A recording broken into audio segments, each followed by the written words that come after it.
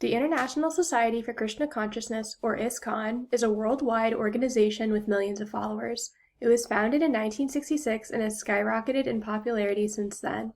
ISKCON presents India's Vaishnava spiritual culture in a contemporary manner, therefore making the religion appealing and accessible to all. ISKCON follows a monotheistic tradition based on the Sanskrit texts that serve as the historic texts for the devotional Bhakti Yoga tradition, which teaches that one's ultimate life goal is to reawaken their love for Lord Krishna. ISKCON members practice both in their homes and temples and promote Krishna consciousness through multiple public mediums. While founder Srila Prabhupada drew much of his inspiration for the principles of ISKCON from traditional Hindu beliefs and scriptures, it was this Indian influence that garnered the attention of many Americans who were drawn to the spiritual tourism and fascination with Indian spirituality that took place in the 60s. Many of the religion's new devotees were young white Americans who associated with hippie counterculture. With the decade of the 60s also came a decade of people seeking purpose and enlightenment. Many young Americans found this by looking to foreign spirituality, which is where Krishna comes into play. The popularity of the Krishna movement was aided in part by famous individuals like poet Allen Ginsberg and Beatles member George Harrison, who made their support for ISKCON widely known and advocated for the Krishna movement in their literature and music. This is an image of Prabhupada initiating a disciple into ISKCON. The image is a good depiction of the close relationship Prabhupada had with his followers. There are two initiations that new members undergo, the first being the Harinama initiation, received when the member has reached a level of stability in their daily meditation, and the second initiation taking place when the member has become spiritually purified. The most widely known practice of ISKCON is Kirtan, a practice in which religious members gather in public to chant or sing the Hare Krishna mantra. It's a way for these devotees to express their devotion to Krishna, and to draw the attention of people in public and potentially attract new members. Devotees are also known to engage in various other religious practices and lifestyles, such as meditation, vegetarianism, preaching, and abstaining from behaviors like gambling or illicit sex. Critics claim that ISKCON exerts total control over its followers.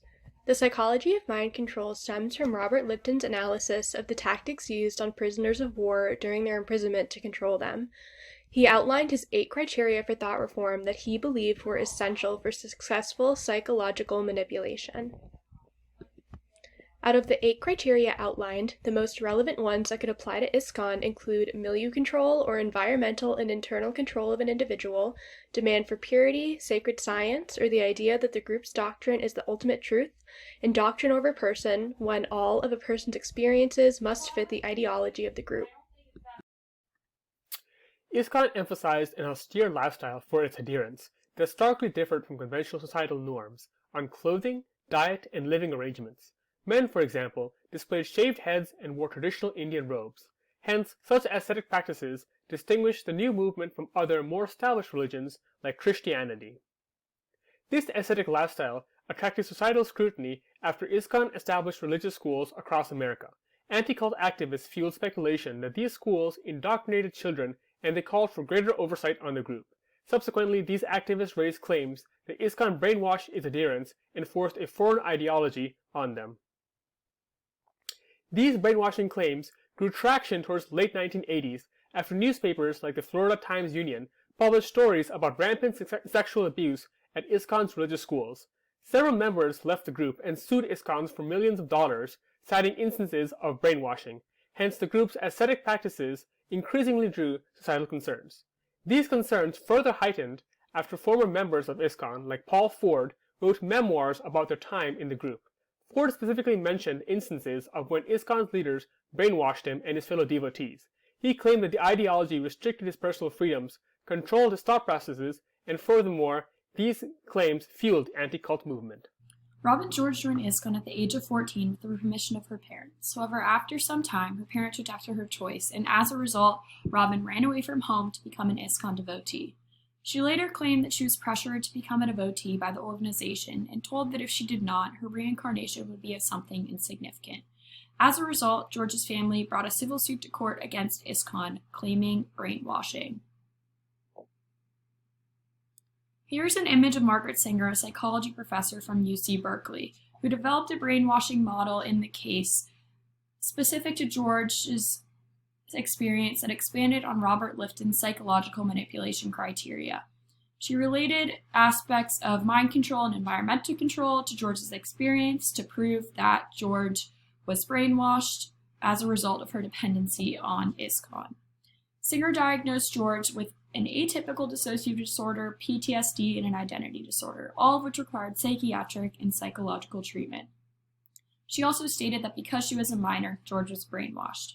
However, ultimately, the California courts ruled otherwise and dismissed most of the claims, settling on a payment of $2.7 million to George's family, despite the claims made.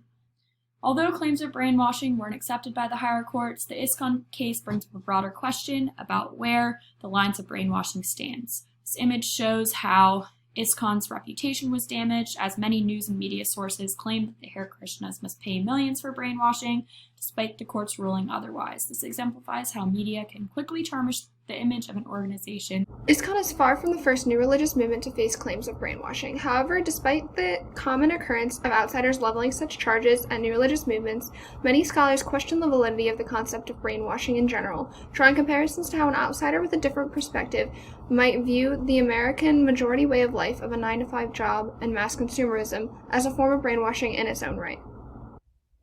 ISKCON wanted its followers to live an ascetic lifestyle, specifically discouraging the use of alcohol and other mind-altering substances, as well as promoting abstinence from sex.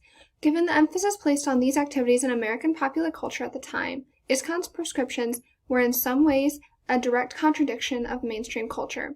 Furthermore, ISKCON was known for its members proselytizing in airports, where they stood out both due to their clothing and their active attempts to engage travelers in conversation about their religion. Some have suggested that this visible reminder of the movement's otherness may have made outsiders who did not understand it uncomfortable with and possibly even afraid of ISKCON.